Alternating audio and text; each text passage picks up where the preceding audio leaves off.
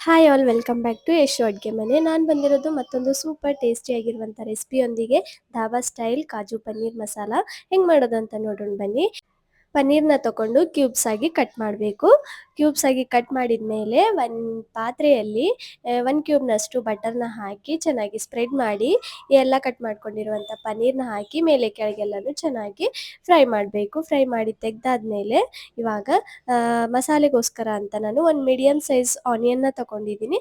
ಅದನ್ನು ಕೂಡ ಕಟ್ ಮಾಡಿ ಅದೇ ಪಾತ್ರೆಯಲ್ಲಿ ಇವಾಗ 1 ಸ್ಪೂನಷ್ಟು ಎಣ್ಣೆ ಹಾಕಿ ಅದರಲ್ಲಿ ಆನಿಯನ್ ಹಾಕಿ ಮತ್ತು 1 ಮೀಡಿಯಮ್ ಸೈಜ್ನಷ್ಟು ಟೊಮ್ಯಾಟೊ ತಗೊಂಡು ಅದು ಕೂಡ ಕಟ್ ಮಾಡಿ ಆನಿಯನ್ ಹಾಕಿರುವಂಥ ಪಾತ್ರೆಯಲ್ಲಿ ಅದು ಕೂಡ ಹಾಕಿ ಸ್ವಲ್ಪ ಕೊತ್ತಂಬರಿಯನ್ನು ಸೇರಿಸ್ಕೊಂಡು ಚೆನ್ನಾಗಿ ಎಣ್ಣೆ ಹಾಕಿ ಚೆನ್ನಾಗಿ ಹುರಿಬೇಕು. ಅದು ಟ್ರಾನ್ಸ್ಪರೆಂಟ್ ಆದಮೇಲೆ 1 ಕಪ್ನಷ್ಟು ಕಾಜುನ ಸೇರಿಸ್ಕೊಂಡು ಮತ್ತೊಂದು ಸರ್ತಿ ಚೆನ್ನಾಗಿ ಹಸಿ ವಾಸನೆ ಹೋಗುವವರೆಗೂ ಹುರಿದು ಸೈಡಿಗಿಟ್ಟು ಅದನ್ನು ತಣ್ಣಗಾಕಕ್ಕೆ ಬಿಡಬೇಕು. ಇವಾಗ ಮತ್ತೊಂದು ಬೌಲ್ನಲ್ಲಿ ಸ್ವಲ್ಪ ನೀರು ಹಾಕಿ 1 ಕಪ್ನಷ್ಟು ಕಾಜು ಹಾಕಿ ಚೆನ್ನಾಗಿ ಒಂದು 5-10 ನಿಮಿಷ ನೆನೆಯಕ್ಕೆ ಬಿಡಬೇಕು.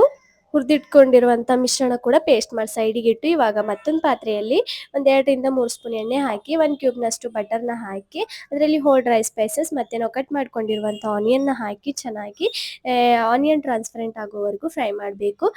ಹಾಗೆ ಒಂದು 2 ಸ್ಪೂನಷ್ಟು ಗಿಂಜರ್ ಗಾರ್ಲಿಕ್ ಪೇಸ್ಟ್ನ ಹಾಕಿ ಮತ್ತೊಂದು ಸರ್ತಿ ಚೆನ್ನಾಗಿ ಮಿಕ್ಸ್ ಮಾಡಿ ಇವಾಗ ನಾವು ರುಬ್ಬಿಟ್ಕೊಂಡಿರುವಂಥ ಪೇಸ್ಟ್ನ ಅದರಲ್ಲಿ ಹಾಕಿ ಮತ್ತೊಂದು ಸರ್ತಿ ಚೆನ್ನಾಗಿ ಮಿಕ್ಸ್ ಮಾಡಿ ಇವಾಗ ಮತ್ತೊಂದು ಬೌಲ್ನಲ್ಲಿ ಒಂದು 3 ಸ್ಪೂನಷ್ಟು ಮೊಸರು ಮತ್ತು ಒಂದು ಅರ್ಧ ಸ್ಪೂನಷ್ಟು ಖಾರ ಹಾಕಿ ಚೆನ್ನಾಗಿ ಯಾವುದೇ ಗಂಟಿಲ್ದೇ ಚೆನ್ನಾಗಿ ಅದನ್ನು ಮಿಕ್ಸ್ ಮಾಡಬೇಕು. ಮಿಕ್ಸ್ ಮಾಡಿ ಅದನ್ನು ಕೂಡ ಸೇರಿಸ್ಕೊಂಡು ಇವಾಗ ರುಚಿಗೆ ತಕ್ಕಷ್ಟು ಉಪ್ಪು ಮತ್ತು ಒಂದು 2 ಸ್ಪೂನಷ್ಟು ಖಾರ ಮತ್ತು ಒಂದು ಅರ್ಧ ಸ್ಪೂನಷ್ಟು ಅರಿಶಿನ ಹಾಕಿ ಮತ್ತೊಂದು ಸಲ ಚೆನ್ನಾಗಿ ಮಿಕ್ಸ್ ಮಾಡಿ ಒಂದು ಅರ್ಧ ಗ್ಲಾಸ್ನಷ್ಟು ನೀರನ್ನ ಸೇರಿಸ್ಕೊಂಡು ಮಿಕ್ಸ್ ಮಾಡಿ ಒಂದು 5 ನಿಮಿಷ ಅದನ್ನು ಕುದಿಯಕ್ಕೆ ಬಿಡಬೇಕು. ಕುದ್ದಾದ್ಮೇಲೆ ಇವಾಗ ನಾವು ಫ್ರೈ ಮಾಡ್ಕೊಂಡಿರುವಂತಹ ಪನ್ನೀರ್ ಮತ್ತು ನೆನೆ ಹಾಕಿಟ್ಟಿರುವಂತಹ ಕಾಜುನ ಸೇರಿಸ್ಕೊಂಡು ಮತ್ತೊಂದು ಸಲ ಚೆನ್ನಾಗಿ ಮಿಕ್ಸ್ ಮಾಡಿ ಇವಾಗ ಒಂದು ಅರ್ಧ ಸ್ಪೂನಷ್ಟು ಧನಿಯಾ ಪೌಡರ್ ಮತ್ತು 1 ಸ್ಪೂನಷ್ಟು ಗರಂ ಮಸಾಲ ಹಾಕಿ ಮತ್ತೊಂದು ಸಲ ಚೆನ್ನಾಗಿ ಮಿಕ್ಸ್ ಮಾಡಿ 1 ಸ್ಪೂನಷ್ಟು ಕಸೂರಿ ಮೇಥಿನೂ ಕೂಡ ಹಾಕ್ಕೊಂಡಿದ್ದೀನಿ ಫ್ಲೇವರ್ ಚೆನ್ನಾಗಿರುತ್ತೆ ಅಂತ.